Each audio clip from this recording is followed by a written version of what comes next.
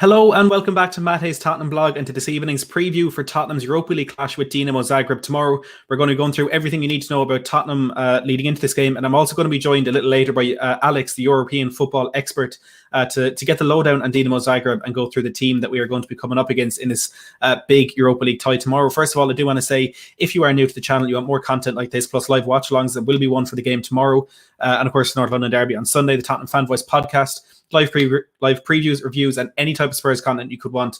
Make sure to smash that subscribe button down below. Also, give a like on this stream if you are looking forward to Tottenham's game tomorrow. Before we do get into that, there's a bit of an announcement to make for the channel, and more specifically for the Tottenham Fan Voice podcast.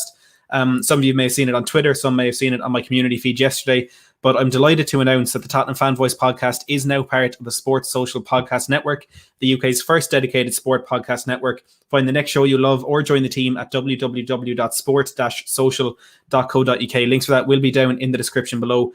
So the podcast will now be available on Spotify and a number of other podcast networks as well. So please, if you're happy to hear that news, smash that like button and let me know in the live chat as well. I've got James tuning in. We've Tottenham teacher says, keep up the content, Matt. Gets me through the workday. Hashtag come on, you swears. Well, that's really, really good for me to hear that. I appreciate the kind words of that, and I'm glad you're enjoying the content. Stu Smith, always good to see you in the live chat. Welcome. Detrix Kane says, can we please get Milenkovic? Look, we'll definitely talk transfers, but maybe on another day. We've Wayne Banner, channel member, joining, saying, evening, Matt. I fancy a 1 or 2-0 win against Zagreb, but we'll have to earn it. And absolutely, I learned a lot about Dinamo Zagreb when I spoke to Alex a while ago, and as I said, we'll show that clip very, very shortly here. But first of all, let's talk about Spurs. Spurs well and truly back in the race for top 4 in the Premier League following victories against Burnley, Fulham and Crystal Palace all in the space of a week. 9 goals in those 3 Premier League games, a number of them for Gareth Bale, who is really well and truly hitting form. He looks fit, having started all 3 of those games, with Dele Alli back in the fold, Harry Kane back on the score sheet, and Heung-min Son doing his part as well without being the most glamorous player in that front 3. We have a midfield of Højbjerg and Ndombele who seem to have solidified their place as that double pivot. We have fullbacks that can be rotated, definitely to the detriment of the quality, but players who are certainly capable of stepping up there. We have a centre-back partnership in Toby Alderweireld and Davinson Sanchez who are looking well and truly the best we've had this season. I assume that will be changed for this game tomorrow against Dinamo Zagreb, although Sanchez will probably start, having been the man sat beside Jose Mourinho in his press conference a little earlier today. And of course, we have an experienced goalkeeper in Joe Hart as our backup. But having said that, I don't think we're going to see Joe Hart starting this game tomorrow. And that's the first thing we're going to get into. I think Hugo Lloris will be starting this game. Look, it happened against Wolfsberger, and Jose is 100% going to take this game very seriously. And it does beg the question, are we going to prioritise this game tomorrow against Dinamo Zagreb or the North London Derby? That would have been the question in the past, which one would we prioritise? But Jose is going to go all out for the 2 of them. Now, Jose was speaking about how Arteta said Spurs have an advantage in this one because Arsenal are, of course, travelling for their game in the Europa League against Olympiacos. Now, initially, both teams have been scheduled to travel. We were supposed to be playing Dinamo Zagreb away from home and then at home next week. However, UEFA don't want both North London sides playing at home on the same night. So our first leg was moved to North London. So we have no travelling to do before we face Arsenal. But that's still 3 days before that game. We are going to have to rotate quite a bit. I think we will see one of Son, Kane and Bale starting. It probably won't be all 3. I'd be surprised if it's Bale, to be honest. I would lean towards Heung-min Son, that perhaps a start up top for Carlos Vinicius, and maybe Dele Alli and Lucas Moura slotting into that 3 behind the striker as well. Rob from the Last Minute Winner podcast says, good to see you, boss. Hashtag double pivot. Thanks very much for that, Rob. Everyone, make sure to go over and check out the Last Minute Winner podcast. Cody Mack says, I think we see full power tomorrow. We can rest during the international break. Mourinho will risk injuries to secure a victory. Better to smash them in the first leg and keep momentum into the North London Derby. Rest for the second leg. Inspector E says, good evening. Good to see you here, Inspector E. And as Rob says, make sure you all hit that like button. And back on Cody Mack's point, I think we will see full power from the start of the game. Hopefully we will have a situation where we can go a bit lighter in the second leg. But I feel like it would be even better if we could go take off the big hitters later on in the game tomorrow against Zagreb. And we've seen Roshan Mathurin, who of course scored a hat-trick against Chelsea's under-18s at the weekend. He's been training with the first team, and we've seen a few images of Dane Scarlett as well training with that first team. So it would be a big surprise if some young players like that didn't make it onto the bench tomorrow. So I think Jose certainly put himself in a position where he can kind of rotate those players within that game tomorroh and hopefully get the big hitters off early on in the second half if we do have that game wrapped up. And given how free-flowing we have been in front of goal in recent weeks, I feel as though that's definitely something that could happen. Of course, Spurs becoming the first English team to score over 100 goals this season. Now, yes, we stat padded in the Europa League, we stat padded in the Carabao Cup, but we've still scored over 100 goals, or Our attacking players are certainly fit and firing. I think the stat with Harry Kane is he has 39 goal contributions in 36 games this season, which is an incredible return, especially for a player, as Paul Merson said, wouldn't do very well under Jose Mourinho. But Jose was right when he said he's going to make him blow up. Holly, so good to see you tuning in. Thank you so much. And Bob Square TV as well. Bobby, nice to see you here. Says a positive result is a must tomorrow, purely to allow us to rest a few in the second leg. Fully agree with you on that one. Now look, on the players that could be playing tomorrow, it's anybody's guess, but on the players that won't be playing tomorrow, Serge Aurier has missed recent games after feeling discomfort in his calf after returning from injury for the win against Burnley. This is from football.london. Giovanni Lo Celso is back in training following his serious hamstring injury and has been building up his fitness, and Mourinho will update on whether the Argentine can take his place on the bench on Thursday night, and a few more things that he was asked about in that game, or in the press conference. Jose was asked about Gareth Bale. He was asked if Bale has developed the Spurs player as a coach. Of course, everyone knows for us in this moment when he came, we were very, very open with him as he was with us. The influence he has on us is a lot because he's been involved in football a long time with experience in the Europa League and the domestic competition with the Carabao and FA Cup. He's taken our best to give him, and he has done with us. Ali says, Matt, you need to get that frame shirt in the wall properly. I do, but I want to wait till I'm getting some sort of like a proper setup, so I don't want to be like putting it up and taking it down, but I will definitely do that. Dark Sung G, channel member, thank you for tuning in. Always good to see you in the live chat. Says, I think we should score 1 to 2 goals and park the bus because away goals are more valuable, so I think we should focus on the second leg. Dara says, 1, start to believe again. 2, get hopes up. 3, all comes crashing down. Well, look, we're used to it at this stage, Dara. I'm sure you as a Liverpool fan feel very, very similarly to that one. On Davinson Sanchez, as we said, he was in the pre-game press conference today. He was sitting alongside Jose Mourinho, so we do think he will be starting in this game tomorrow. He was asked a few things, and one of them was, did he ever feel as though he wanted to leave Spurs in January? Did the thought ever cross his mind? Because of course he was struggling to get into that first team, and now he seems to have solidified his place as our second in that defensive partnership with Toby Alderweireld. But he was asked if he did consider leaving Spurs in January, and he said, I never considered leaving the club. Football can give you the chance to bounce back in situations, and that's what happened. I never said I had to play because I was before. Just be humble in that moment. So good to see from him that he was always kind of focused on getting back into the Spurs team and wasn't looking for a move away from the club in the January transfer window. On Gareth Bale again, Mourinho said, I want to keep the momentum going, but I need to manage him. The communication is very good, and I think he trusts me. In this moment, we are deciding together what to do. The other day during the match, I found Andre Mariner, the fourth official, was finding it because we were talking so much. I was asking 10 minutes more, 20 minutes. He's playing very well.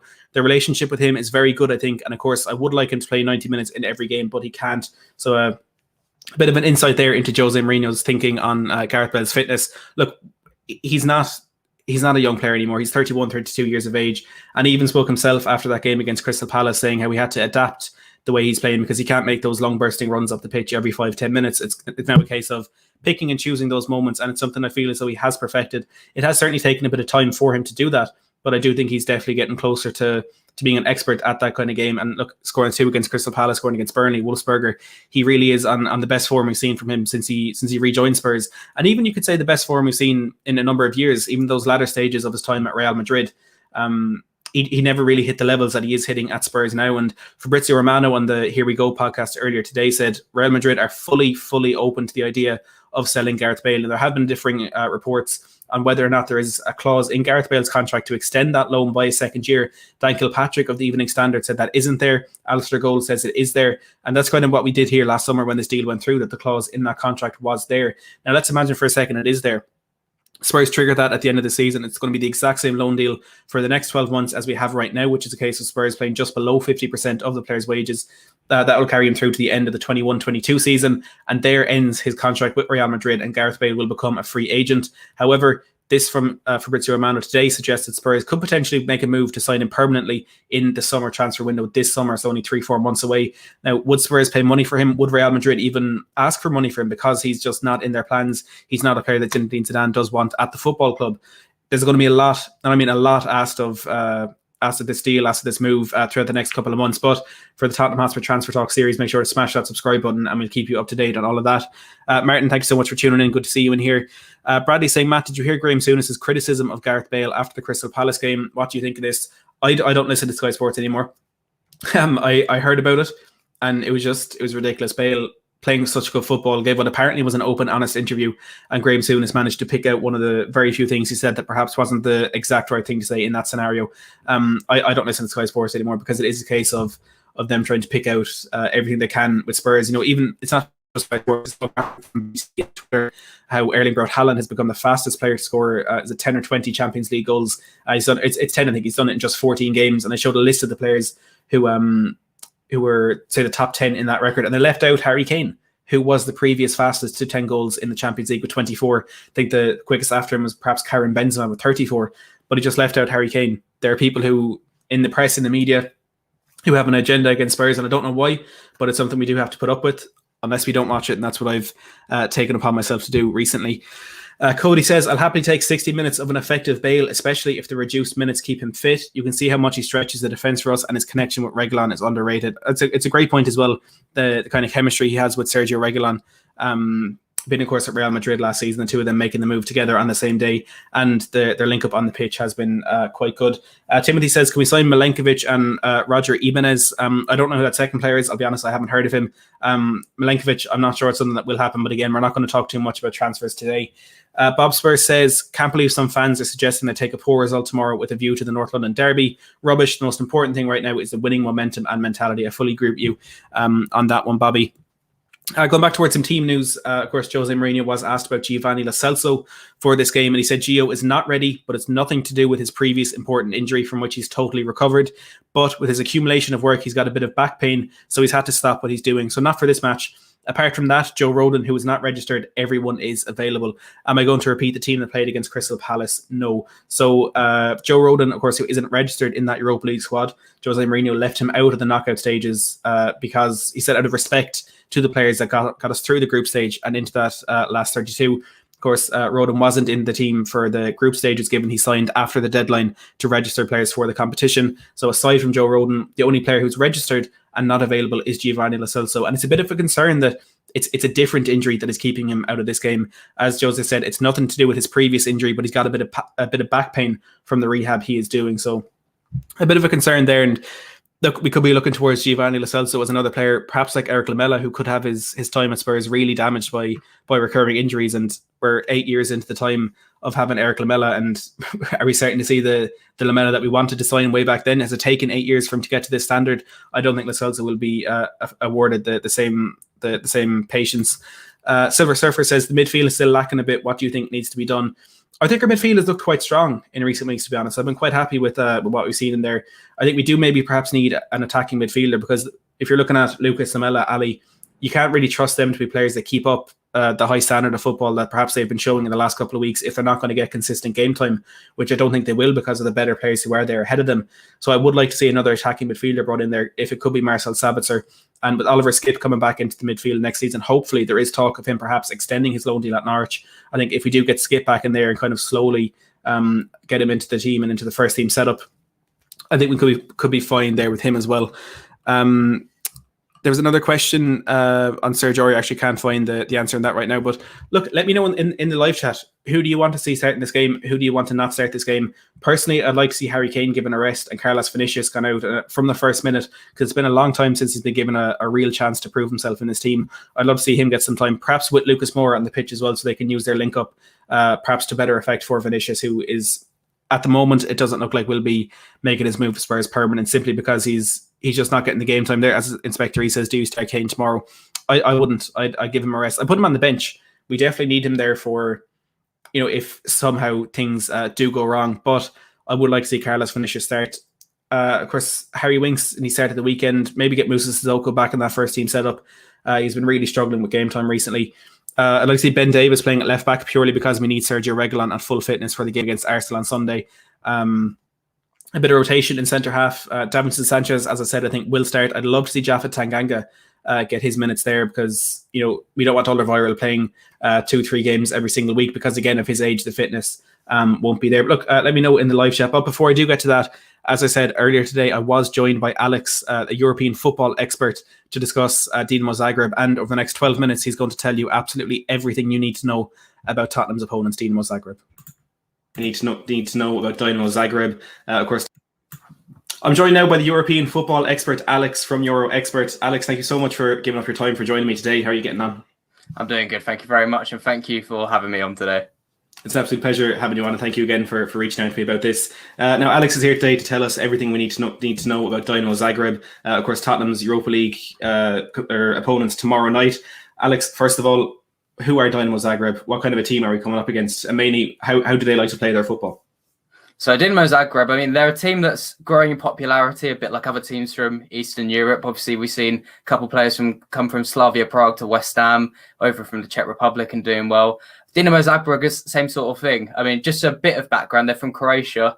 And in 2018, when Croatia reached the World Cup final, 13 of their 20-man squad had come through at Zagreb. So they're the hotbed of Croatian talent, and they've got one of the best academies in the world, and that shines through to their team. So despite coming from a perceived weak league, they've got some really technically gifted players and really physically dominating ones, which I'll get onto in a bit. So their style of play, in the league, they're a bit more dominant because they've got a few more minnows they can roll over. They've got the best attack, 57 goals in 20-odd games, second best defence. But in the Europa League, where it's going to really matter, the big thing is in defense. They are really tight at the back. They've got a manager called Zoran Mamic, who's not quite as young or as exciting as the Porto man who beat Juventus last night, but he's put together a really good defense. They've only conceded 3 goals in 8 Europa League matches. 2 of them came against Krasnodar.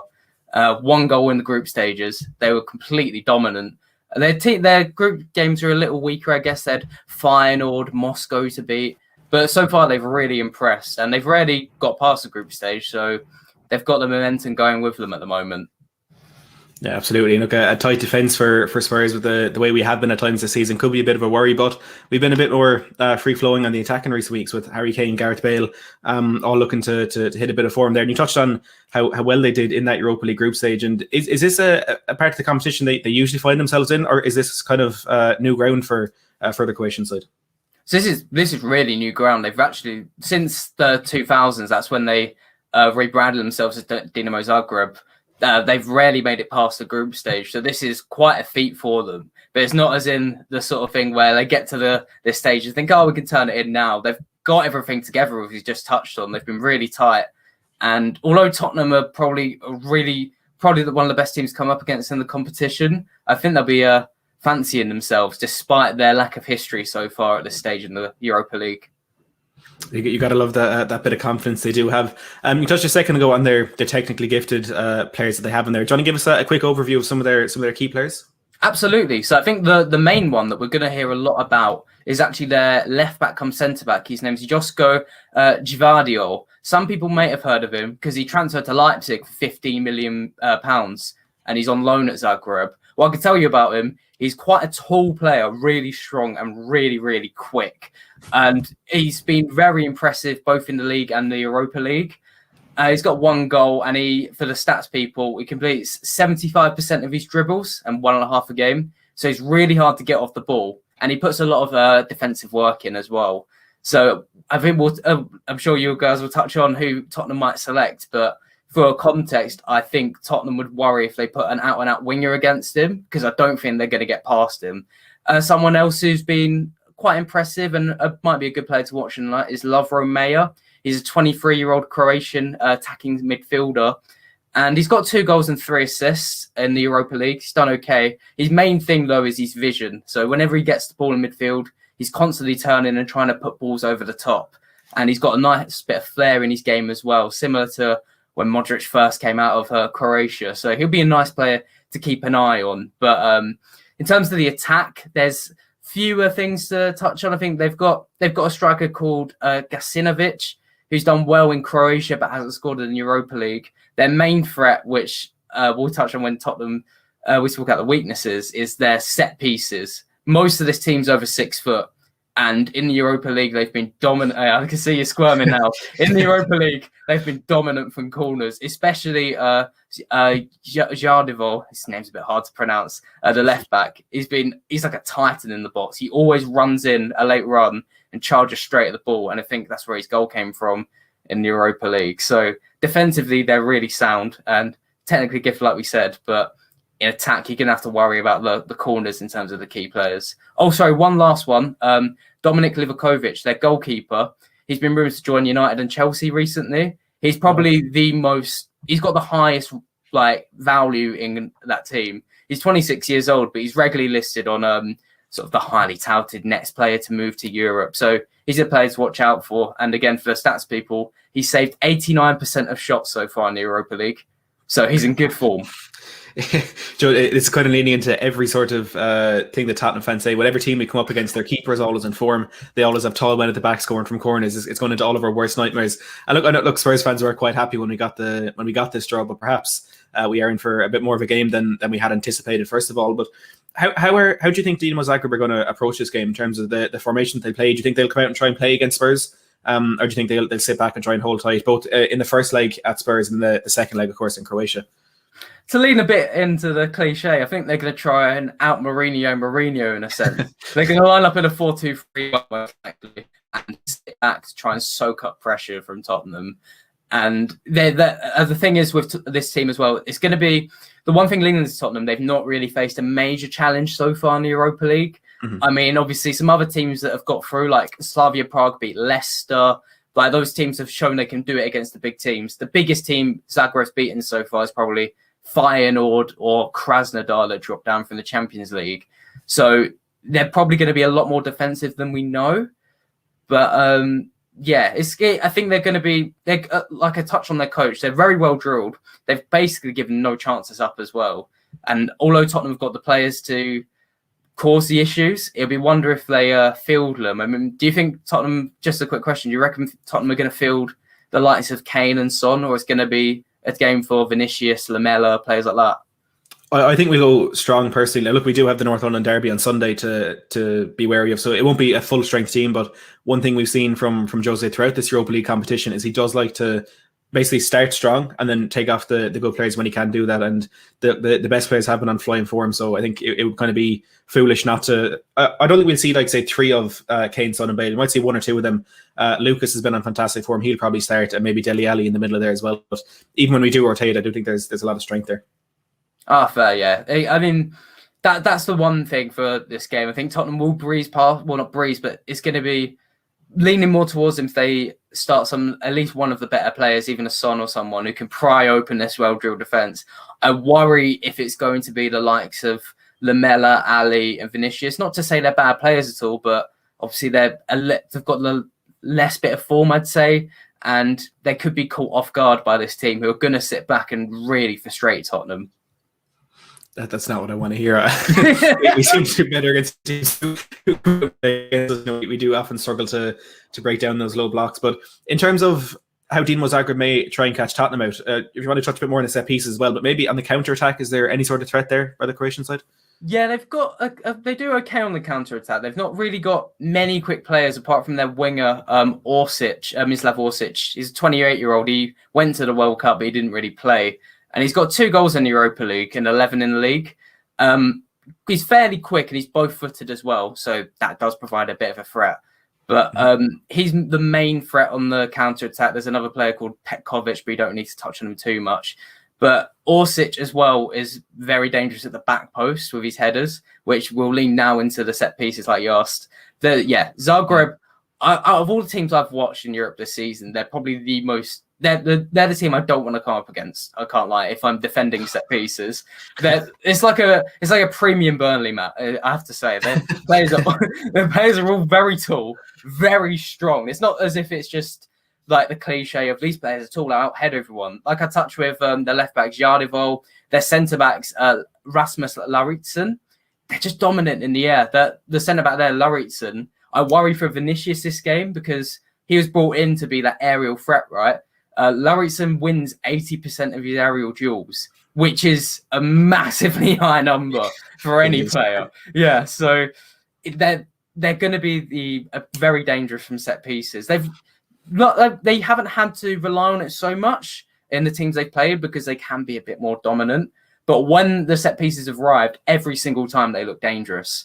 So it's just going to be interesting to see how Mourinho deals with that, I guess, because you've got like decent players in the air at the back, but as you touched on Tottenham set pieces, I guess, a bit more hit and miss. You'll know a lot more about it than me, so I won't try and waffle there. But yeah, if Tottenham have got this set piece problem that you've pointed out, then this is the team that could exploit it quite harshly. And it's not to say I'm backing Zagreb to be favourites. Tottenham are definitely the favourites here. But if it's in the dying 10, 15 minutes and it's 0-0 and Zagreb get a corner, this is the team you don't want them getting that sort of opportunity. Yeah, that's a massive worry. And from a Spurs point of view, I think the goals we conceded from set pieces have kind of reduced a bit in the last month or two. But I think that's because we have a more consistent centre-back partnership in Toby Alderweireld and Davinson Sanchez. But I doubt we'll see the two of them starting together in this game. I think we may see Eric Dyer back on the side, who is the last man we want defending set pieces and stuff. But look, just to end on a positive note, are there any weaknesses within the Dinamo Zagreb exploit? Yes, I would say their right hand side is probably the weakest spot. They have a decent right back who would usually play. It's an Iranian guy called Sadeh Marami. Nailed that. But he's suspended for this game, so it's going to be Stefan Bratowski, who used to play for Sporting, and he's okay, but he's not really played so much. So their right flank is somewhere where I think they can be caught out. And also, besides Gvardiol, their defense is quite slow. Like I said, they're very tall, but they're not the quickest, and they don't have to usually track back, I guess, so much. So if Tottenham can catch them on the counter-attack, perhaps from these set pieces, I reckon that's where Tottenham will really rip them apart. And again, as well, like I said, they've not really been tested by top European opposition. Mm-hmm. So even though Tottenham will be playing some of them, or not the superstars, but perhaps maybe we'll see some, but like I said, even if it's the Mela or Dele Alli, these are still good players who will provide the toughest test that Zagreb have had this season. So I'd still back, personally, as a neutral fan, if anyone didn't know, I would still probably back Tottenham, but this will be an interesting side to play against, and a couple of players like we've touched on to look out for. And also you will have that sort of edge of your seat feeling worry, especially if you don't put a 2-goal margin between them. So yeah, that's probably where I touch on in terms of the weaknesses sort of thing. Excellent. That's good to know. Our left side is quite strong, so maybe we can get them there. And just even if Spurs are 5-6-0 up, we'll still be on the edge of our seats. We can never trust the defence to carry us through games. But look, Alex, thank you so much for this. It's been an incredible insight into Dinamo Zagreb, the side that Spurs are playing. Before we do let you go, do you want to let us know where we can find you on social media, and if you want to say a bit more about what you do? Yeah, absolutely. Thanks, man. You can catch me on Twitter or YouTube. I've revived my dying YouTube channel. Just quite simply, Euro Expert. And what I do to keep it nice and short is just try and cover everything outside of the Premier League, whether that's French football, Croatian football, Portuguese, La Liga, Eredivisie, everything, and try and cover it in a nice way. So when the Premier League fans have a player, team, or manager coming in, whether it's Tuchel or Zagreb, I can give you the best lowdown about them, and you'll get everything you need to know about them. Absolutely. Sounds brilliant. I highly recommend everybody to go over and check out Your Expert on Twitter and YouTube, as Alex said. Alex, again, thank you so much for your time today, and hopefully we'll be looking back at this in a couple of weeks, thinking it was a lot easier for Spurs than what we thought it might be. But thank you, and I'll talk to you soon. Brilliant. Thank you.